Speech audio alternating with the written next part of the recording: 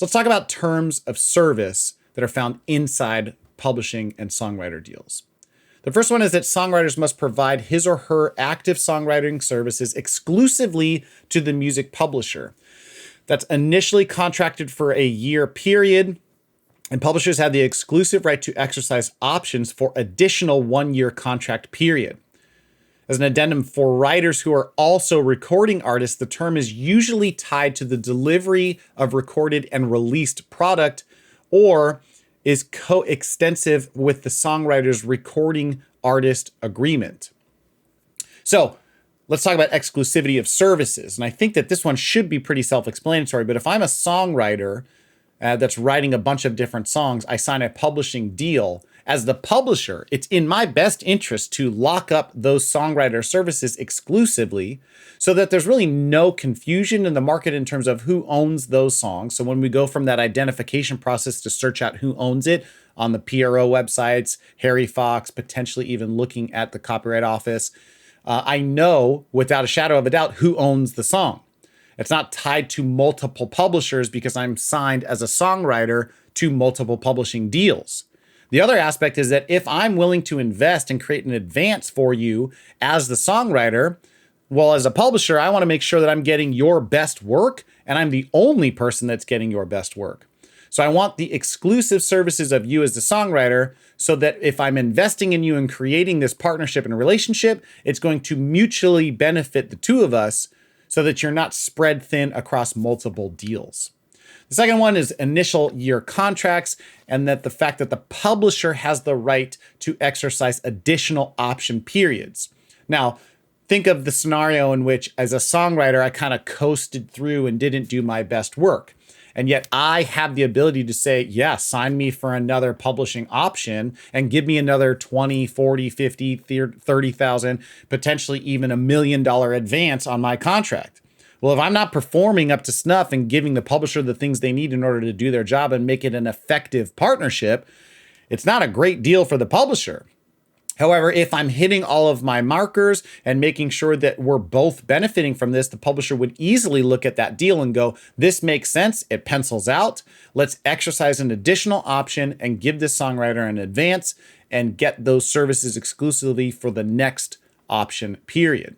So hopefully that makes sense in terms of why I would want to make sure as a songwriter, I have the control, not as the songwriter, why as the publisher, I have control over what happens to those option periods.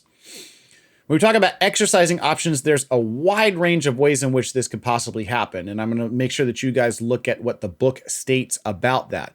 There's a few that we'll look at in this particular lecture, but they're all kind of variations on similar things. The first one is that extension period would be automatically granted without any notice to the songwriter. This is very uncommon, especially if you have any sort of like reasonable representation in terms of a lawyer or a manager. There would be some stopgap on either side, whether it's the publisher side or the songwriter side, to say that these things don't automatically renew, okay? The publisher usually has the right to exercise an option for additional contract periods at any time prior to the expiration of the then current period or by a certain number of days prior to the said expiration period. So this is, again, putting a very easy stopgap by saying we're going to exercise this option within 30 days of contract renewal period so that everyone understands when that's going to happen. The next several iterations talk about notifications that must happen either from the side of the songwriter or the publisher. And I'm going to leave it to you guys to read through these options because they're very wordy and verbose. But what ends up happening is the publisher or the songwriter, again, starts to put stopgaps in terms of who can notify and therefore terminate any option period if no one responds.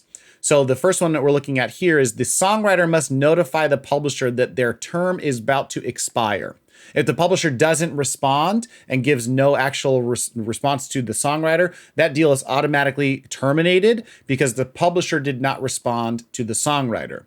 There are other variations on this in which the publisher must respond or notify the songwriter within 30 days prior to the end. If nothing happens, it terminates the agreement immediately. But this allows the songwriter to have a period of time in which they can shop more deals so that they can be poised for when their deal expires. They have new publishing deals already ready to explore.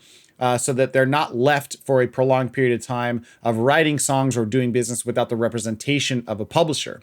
But again, the thing that you try to avoid as a songwriter is automatic renewal on behalf of the publisher, because it puts way too much control in the publisher side of the fence, and really gives you no out as the songwriter if things are not going to according to the way that you want them to. The other side is that we need to be able to have some type of notification and or termination of rights going on. And so who does that and when is something that is really negotiated between lawyer and or the lawyers of both the songwriter and the publisher, or the manager and the publisher. And there's a ton of variation in terms of how this can happen.